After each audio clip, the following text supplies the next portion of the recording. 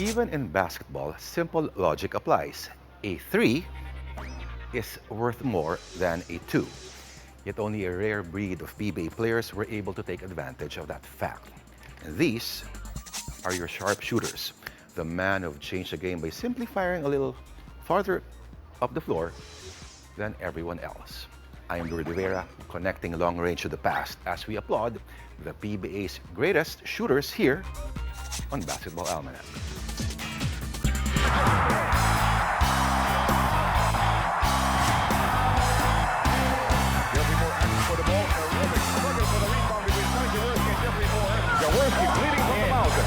There's a dead ball situation now. They can call for a 30-second injury timeout.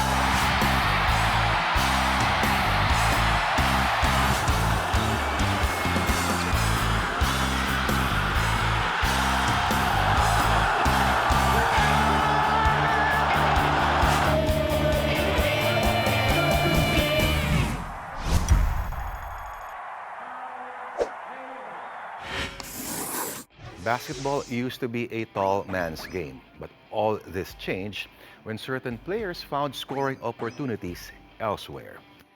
As seasons passed, the three-point line emerged as a lethal offensive option. And the philosophy was simple. If you can't score inside, why not try hurting the other team from the outside?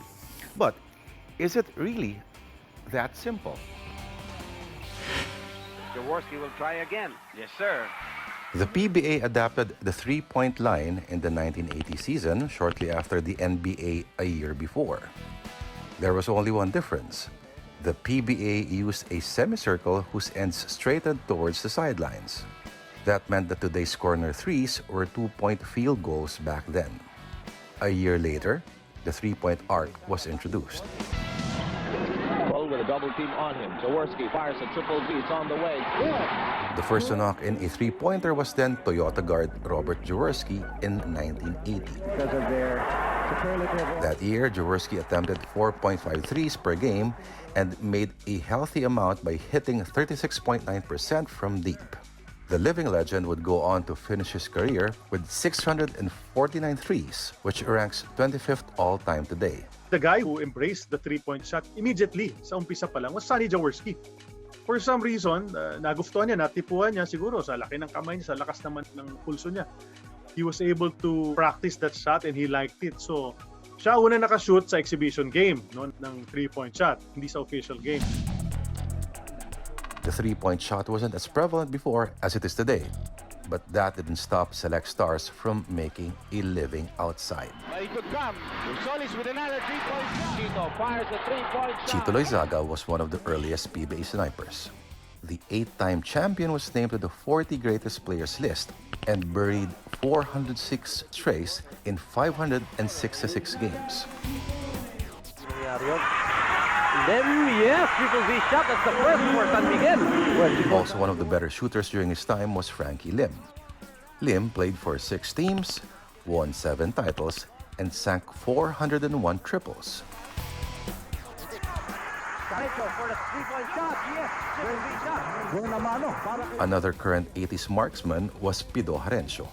The current Northport head coach fired 576 triples in 15 years with 6 different teams. From the outside, bang! More shooters emerged in the late 80s and in the 90s.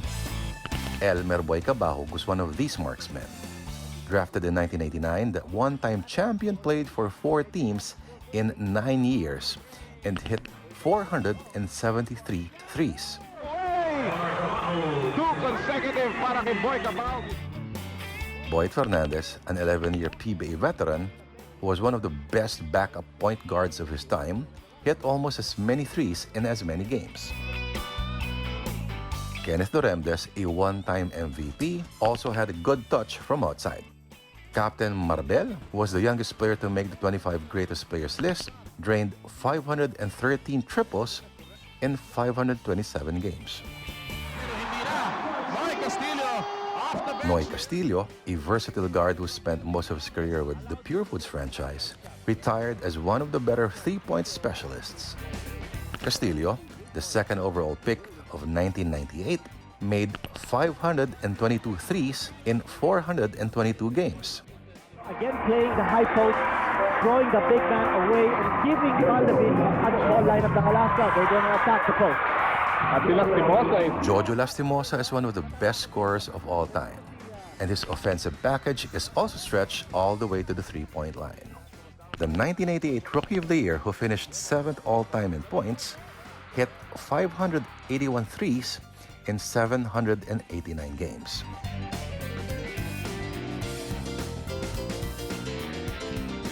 Olsen Racella's longevity propelled him to a spot to the top 25 of the all-time three-point list. Racella played 925 games, which was just behind Robert Jaworski among the best long-range shooters. During an 18-year span, the 9-time champion made 655 trays. Solis hits a three. Al Solis distinguished himself as one of the deadliest shooters of his era. Among all the players drafted before the turn of the century, the 6-time champion hit the third most threes with exactly 1,000 makes. Solis, currently tied for 7th in the all-time three-point list, is one of 8 players to hit 1,000 triples or more. The great thing about Al Solis was he had a really nice jump shot. Unorthodox yung form niya, pero ang talon kasi yun, na pag umangat na siya ng gano'n, ang hirap sabayan, ang hirap blankahin. No? It's hard to guard. Ang ganda pa kay Al Solis, timing ng mga threes niya. He's known for hitting big threes towards the end game. Pag naghahabol or pang breakaway ng kanyang team. Solis was such an effective shooter that most of the coaches that he reported to used him as a weapon. The great part about Solis' shooting touch was that it was done in such excellent and fundamentally sound form that when you know that when he takes that basket, when he makes that attempt, you shudder the thought of that shot going in.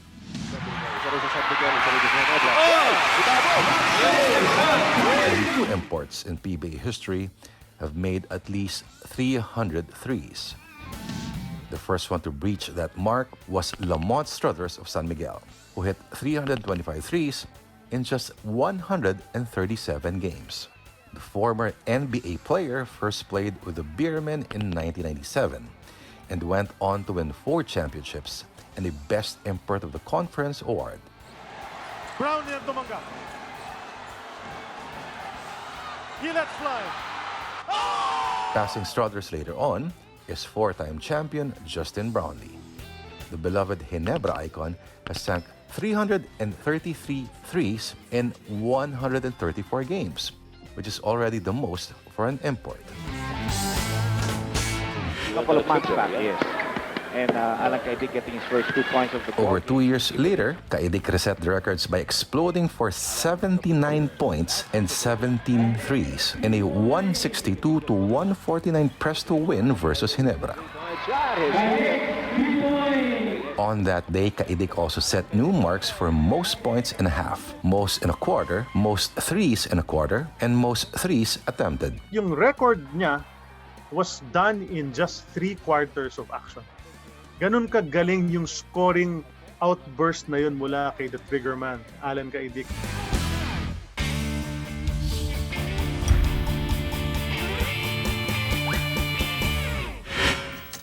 In the past, the three-point shooter is commonly playing the guard position. But with the game evolving throughout the years, even the big guys can now sink the three. And of course, new three-point records are easily made.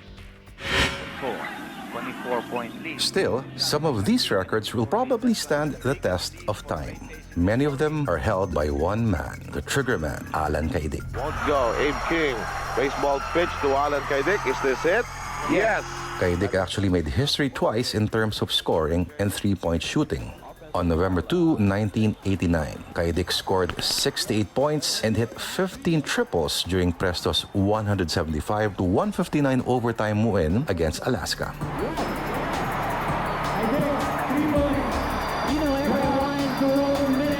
He broke the old scoring record of 64 points, jointly held by Boggs Adornado and Danny Florencio, as well as a three-point mark of 14 threes of import Jose Slaughter.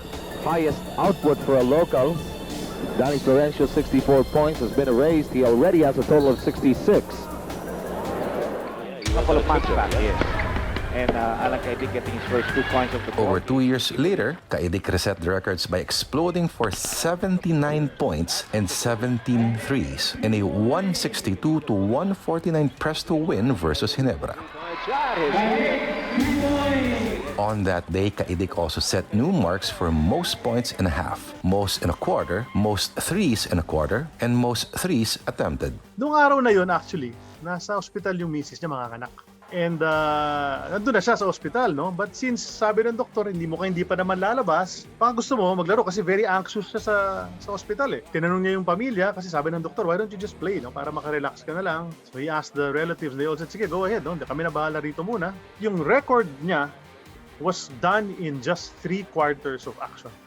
Ganun kagaling yung scoring outburst na yun mula kay the Triggerman, Alan Kaidik. Sinasabi natin na he's really probably the best local scorer we've ever had in the PBA, simply because ang galing talaga ng kamay. If I remember it right, most of his teammates from Abic King, who was the team's leader at that time, to Manny Victorino, and even to the others like Apet Howe and Onchi de la Cruz and Willie Naralao, were all willing to give up the ball to Alan just for him to be able to make that record. Alan has always been a very good shooter, even way back during his UE days in the UAP. He had his shootouts with Pido Harencio of UST during that time. He once scored 50 points in the UAP, if I'm not mistaken. But the thing is, what made him an effective shooter was because of his ability to move around without the ball. The 1990 PBA MVP was also the first local to hit more than 10 threes, but 4 other players joined him later on. June 11, 2003, Kenneth Doremdes joined Kaidik after making 10 threes for Santa Lucia in an All-Filipino Cup game versus San Miguel. Another player would not hit that milestone until 12 years later. On July 4, 2015, San Miguel's Marshall Lassiter waxed hot and fired 10 trays in a Governor's Cup game, although his Beerman lost a close one against Rain or Shine.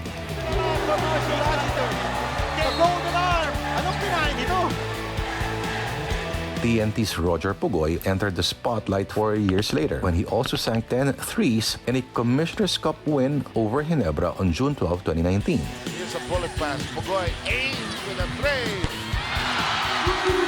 Definitely may chance si Roger Pugoy to be one of the best shooters ever. You can see it, the potential is there na may mga times na parang in the zone talaga si RR. Kahit anong angulo sa 3-point line, although he likes the right side, I think better than the left. May mga bato siya na nandyan yung defender sa mukha niya, pumapasok pa rin. Another SMB player joined that elite company a month after Pugoy.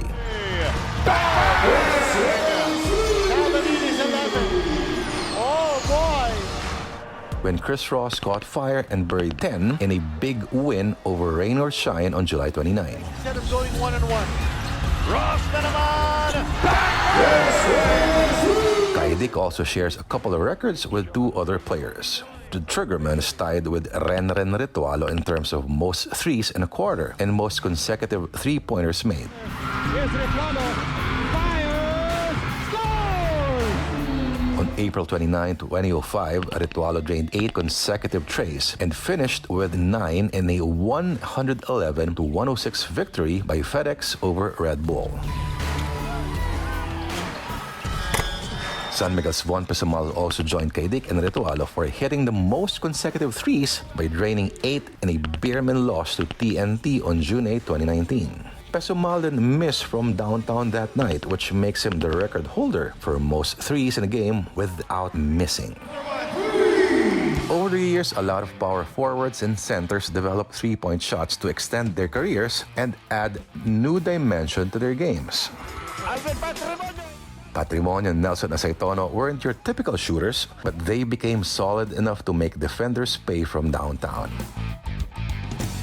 Patrimonio, who retired as the 3rd best scorer in PBA history, tallied 357 threes in 857 games. Aceitono, who's still number 5 all-time in scoring, made 441 in 820 games. More shooting big men followed as the decades passed. Some of the best ones include Bo Belga of Rain or Shine, who has hit 334 threes so far. Here's the save. Bakit ba There's also TNT's Jay Washington, who just crossed 400 threes after the 2020 PBA season. Barangay Ginebra's Joe Devance is higher up the list at number 39 all-time with 536 long bombs thus far. Inside the top 20 are four big men. Former TNT star Ranidel de Ocampo, one of the best stretch forwards of his era, retired with 817 threes in 646 games. Pushing past him just recently was Blackwater's KG Canaleta, who ranks 14th with 839 threes. 17-year veteran Mick Penisi, meanwhile, sits at number 9 with 963 triples to his name. Leapfrogging past all these big men is Arwin Santos, who in 2020 became just the 8th player in history to make 1,000 three-pointers.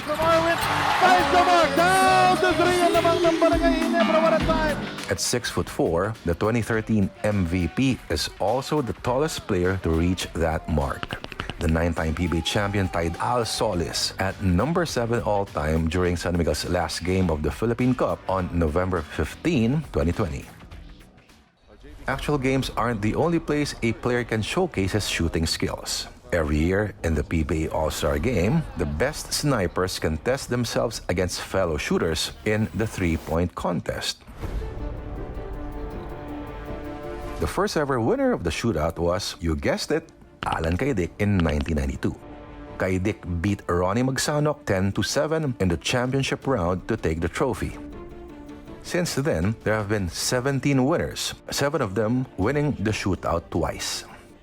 The first two-time winner was the late Rick Marata, who bagged the title in 1994 and 96. Pop Cola's Jasper Ocampo became the first back-to-back winner in 1998 and 99. After Ocampo came Boyd Fernandez of Pure Foods, who also went back-to-back in 2000 and 2001. Talk and Text star Jimmy Elapag, meanwhile, took home the crown twice in 2003 and 2005. Launch it. Mark Macapagal became the only player to win the three-point shootout more than twice, winning it for 3 straight seasons from 2010 to 2012 before clinching his last in 2014. Tataas ng ating mga scores really came down the wire for Mark Macapagal. And they also have After Macapagal, Global Port's Terence Romeo dominated the shootout for 2 straight seasons in 2015 and 2016. still going on. James Yap then won his second shootout in 2018, 9 years after bringing home his first trophy in the event.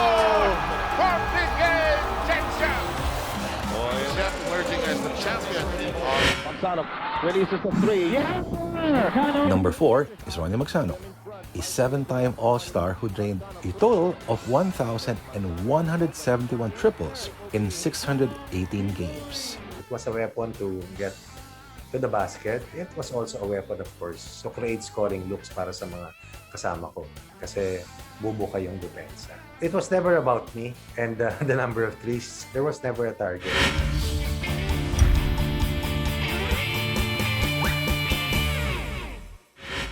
Basketball has grown vastly in the modern era as more emphasis is played on scoring from behind the rainbow arc.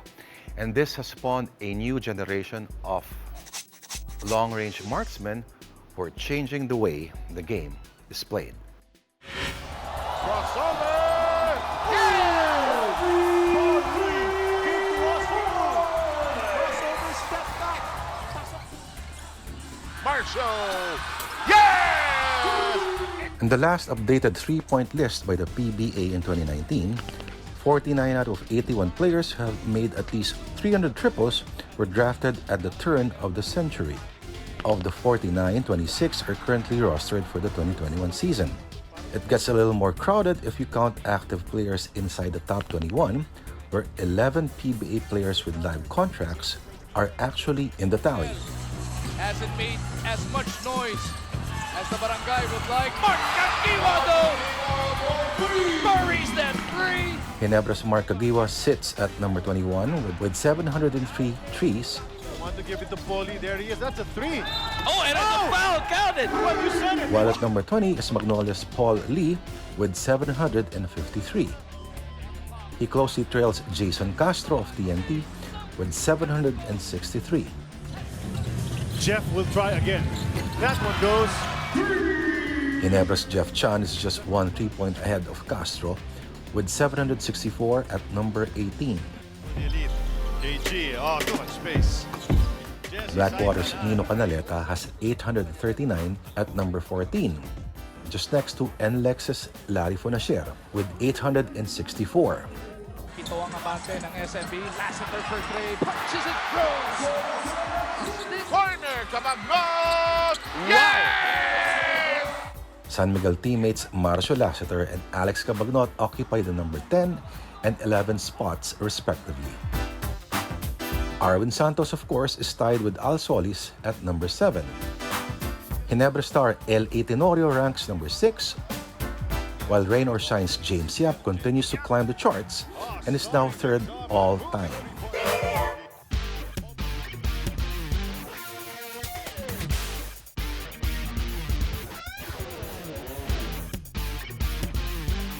There are also a handful of active players who have had more triples than games played.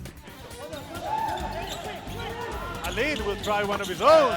Meralco's Ali Maliksi, who sits at number 65, has 366 threes in 284 games. Over to Pringle. 3-pointer on the way. Stan buries it. Ginebra Stanley Pringle has played just 200 games, but he has already made 448 threes, good for 49th all-time. Lassiter to Romeo.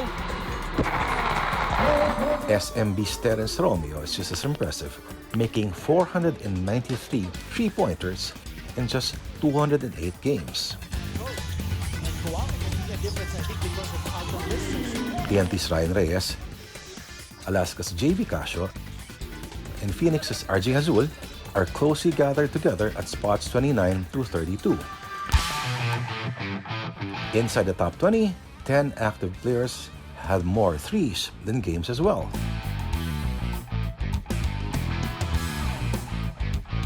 Game number 4, Tenorio.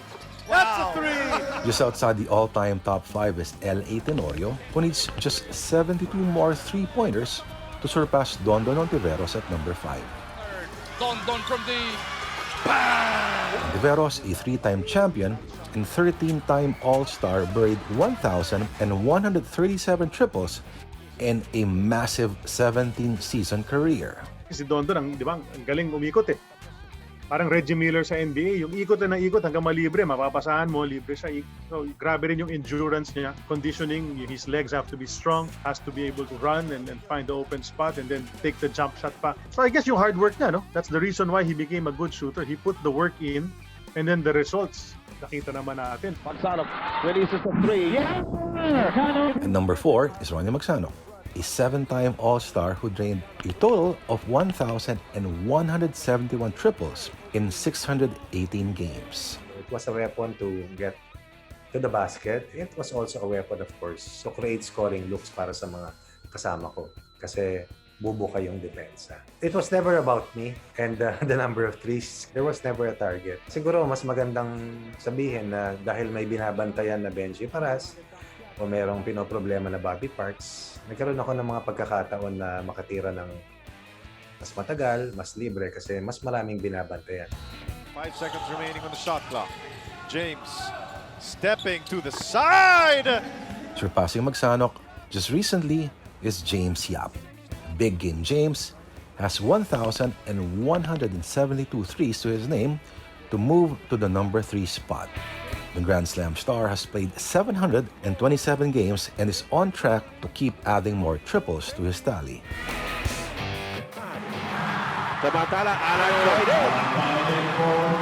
Number 2 is the Triggerman, Alan Caidic. Aside from a handful of unbreakable records, Caidic also owns the number 2 spot all-time in three-pointers made with 1,242 baskets in just 598 contests. He shot 36.8% from beyond the arc, the best percentage among the shooters of the top 5. Para sa akin, ang number one mula noon hanggang ngayon na pinakamahusay na 3-point shooter si Alan Caidic.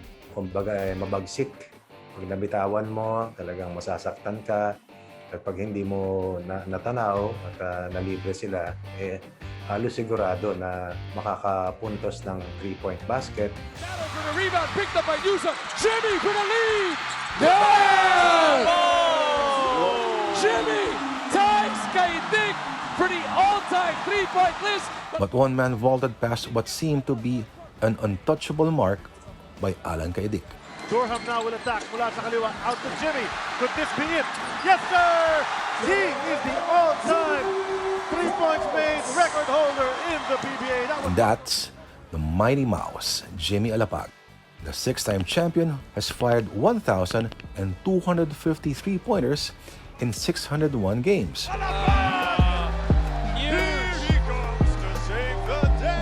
He shattered Caidic's record in Game 2 of the PBA Governors Cup Finals versus Ginebra on October 9, 2016. I think the number of 3-point shots ni Jimmy Alapag, he was able to overtake and get the top spot because also of the culture, the style of basketball that was employed during his career as a PBA player.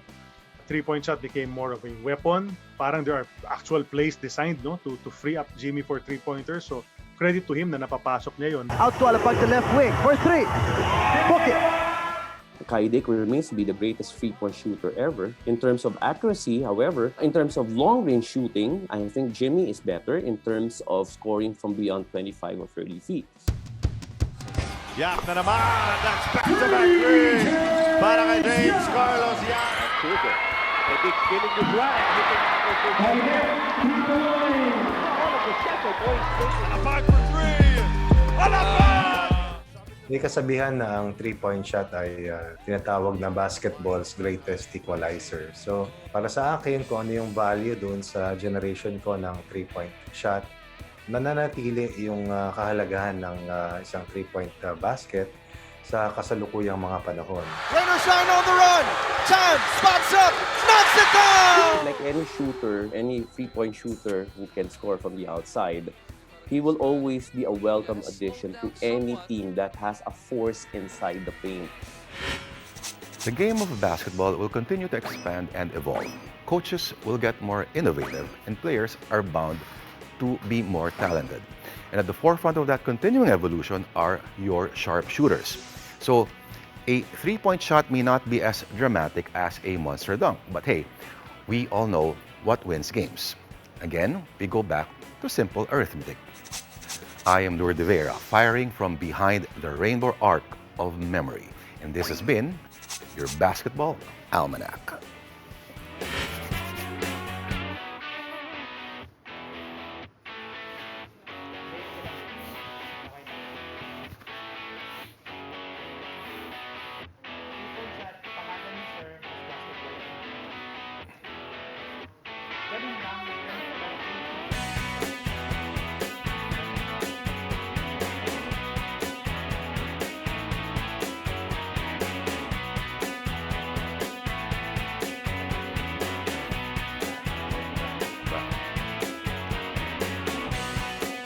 Creative and the